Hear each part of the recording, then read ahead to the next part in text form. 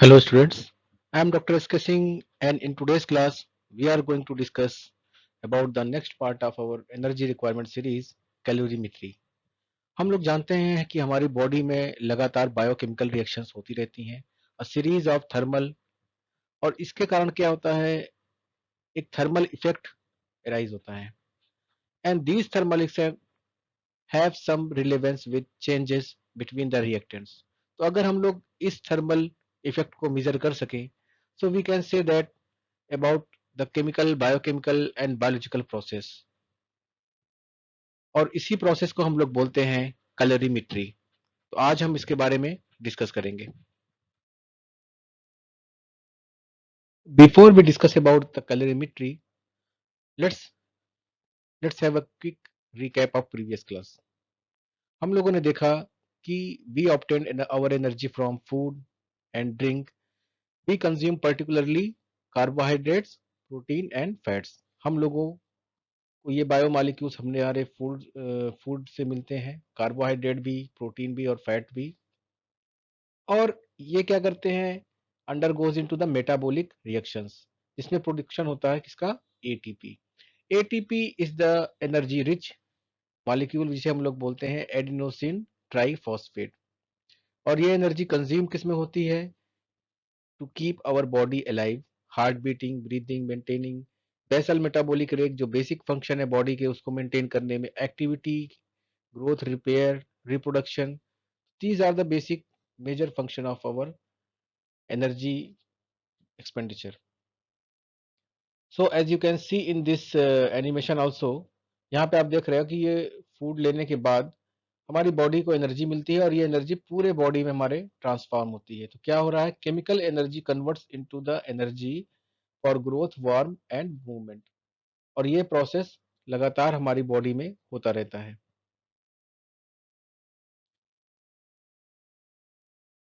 सो अगर हम लोग देखें, एनर्जी अगर हम लोग ज़्यादा ले रहे हैं और यूज़ कम कर रहे हैं तो क्या होगा, वेट गेन हो जाएगा। अगर हम लोग एनर्जी इनटेक हमारा कम है लेकिन यूज़ ज़्यादा कर रहे हैं तो क्या होगा, वेट लॉस हो जाएगा। और in the case of balance diet, we have energy intake equal to energy uses, दोनों चीज़ें इक्वल होंगी तो क्या होगा, नो वेट चेंज। और इसी को हम लोग ऑप्टिमाइज करते हैं डिफरेंट डिफरेंट मेथड्स के माध्यम से। हमारी बॉडी एक मशीन है और उसको हम लोग ऑप्टिमाइज करते हैं with the help of different energy requirement. और इस एनर्जी रिक्वायरमेंट को हमको क्या करना पड़ेगा, मेजर करना पड़ेगा। We need to measure the energy intake and energy uses. तो इसके लिए क्या मेथड है वो हम लोग इस क्लास में अभी डिस्कस करेंगे। तो पिछली क्लासेस में हम लोगों ने देखा कि हमारी एनर्जी एक्सपेंडिचर, एनर्जी का कंजप्शन 3 प्रोसेस पे डिपेंड है। कौन से process, basal metabolic rate, physical activities, या फिर स्पेसिफिक डायनेमिक एक्शन, यानी कि थर्मोजेनिक इफेक्ट ऑफ फूड। तो अगर हम इन प्रोसेसेस की एनर्जी रिक्वायरमेंट्स को मेजर कर सकें तो हम लोग एक बैलेंस डाइट किसी भी ह्यूमन बॉडी के लिए बना सकते हैं। सो हम लोग ये कैसे करेंगे, with the help of calorimetry. तो आज हम लोग उसको देखेंगे। सो कैलोरीमेट्री को अगर हम लोग देखें तो ये दो वर्ड से मिलकर बना है, कैलोरी एंड मेट्री। कैलोरी एक लैटिन वर्ड है जिसे इन लैटिन में इसका मतलब होता है to heat. So calorie is a measurement of heat energy. तो यहाँ पे आप देख पा रहे हो कि हमारी बॉडी की जो एनर्जी रिक्वायरमेंट है या फिर एनर्जी कंटेंट ऑफ फूड को हम लोग कैलोरीज में दिखाते हैं। किसी भी आप फूड आइटम को लिखिए, उसमें कैलोरीज लिखी होती है। So generally we define the kilocalorie in the terms of nutrition. और इसकी डिफिनीशन अगर हम लोग देखें तो what is the definition of calories.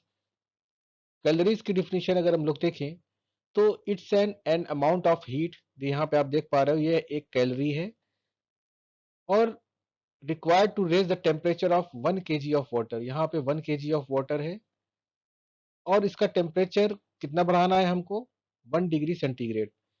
तो 1 calorie is the requirement of the to raise the temperature of 1 kg of water 1 degree centigrade. अगर हम 1 kg वाटर लेंगे और उसका टेम्परेचर हमको 1 डिग्री सेंटीग्रेड बनाना है, for example 15 degree to 16 degree centigrade करना है, एट 1 एटमॉस्फेरिक प्रेशर में, तो हमें कितनी एनर्जी की जरूरत पड़ेगी? 1 कैलोरी की। So this is the definition of calorie, और इसी के मेजरमेंट के इक्विपमेंट को हम लोग बोलते हैं कैलोरी मीटर। एवरी डे हमारी बॉडी कुछ ना कुछ वर्क करती है और एक डिफरेंट काइंड्स ऑफ प्रोसेसेस करती है, लाइक फिजिकल प्रोसेस, केमिकल या बायोलॉजिकल प्रोसेस। और इन सारे प्रोसेसेस में क्या होता है? हीट डेवलप्ड होती है। Heat developed during the mechanical, electrical और केमिकल रिएक्शंस। तो अगर हम लोग इस हीट को मेजर कर सके, अगर हम लोग जान सके कितना हीट प्रोड्यूस हो रही है, तो और ये भी जान सके कि कितना हम लोगों ने फूड लिया है जिसके अंदर क्या कितनी हीट थी, तो we can calculate our energy expenditure. और इसको मेजर कैसे करते हैं? With the help of calorie meter. तो different kinds of calorie meters बनाए गए हैं जो कि फूड मटेरियल के भी हीट कैपेसिटी को मेजर कर सकते हैं और बॉडी के भी। तो आप यहाँ पे देख पा रहे हो इस एग्जांपल ऑफ बॉम्ब कैलोरीमीटर। तो यहाँ पे आप एग्जांपल में देख रहे हैं कि एक थर्मामीटर अटैच किया हुआ है एक कंटेनर में, और ये कंटेनर वाटर से भरा हुआ है, और इसी के अंदर एक कंबशन चैम्बर है जहाँ की कोई भी फूड मटेरियल को हम लोग बर्न करते हैं, और जो इसमें हीट प्रोड्यूस होती है उसके कारण इस वाटर का टेम्परेचर बढ़ता है। और चूंकि ये थर्मामीटर भी इस वाटर में डाला हुआ है तो इसका भी टेम्परेचर इंक्रीज हो जाता है, और ये रीडिंग हम लोग जान सकते हैं। तो इसकी माध्यम से हम लोग कैलोरी मीटर इसकी हीट कैपेसिटी, किसी भी फूड की हीट कैपेसिटी को मेजर कर सकते हैं। Principle of calorimetry signifies the law of conservation of energy. ये काम करता है law of conservation of energy के प्रिंसिपल पे। इसका मतलब है कि total heat amount of absorb by the cold object is equal to the total amount of heat released by the hot object.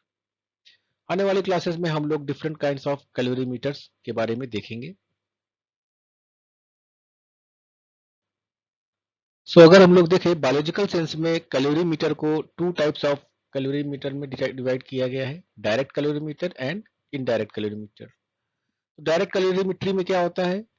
We measure the energy expenditure directly, जबकि indirect में हम लोग इनडायरेक्टली मेजर करते हैं। वो कैसे? यहाँ पे आप एक इक्वेशन देख रहे हो।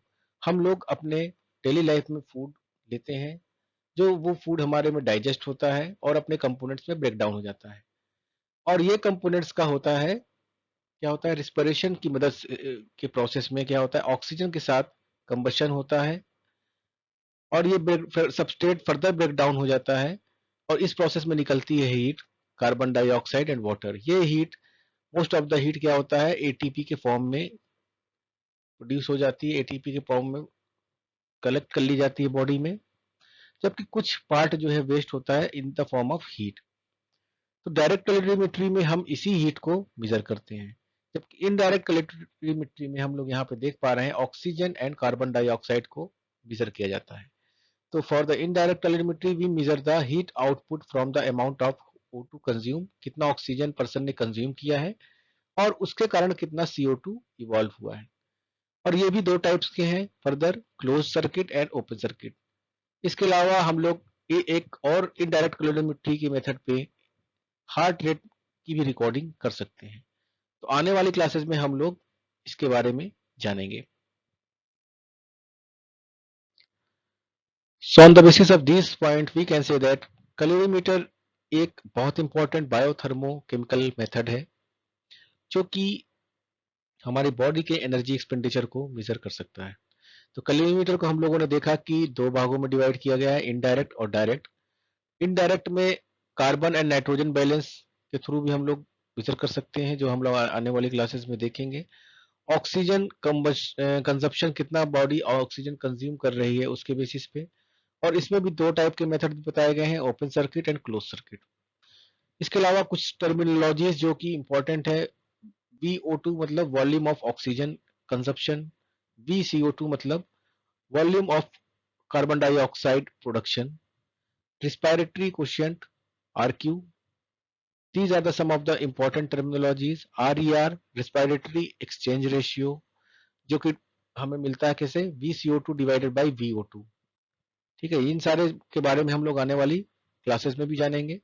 किलो कैलोरी पर litre energy release from the metabolism for each liter of VO2.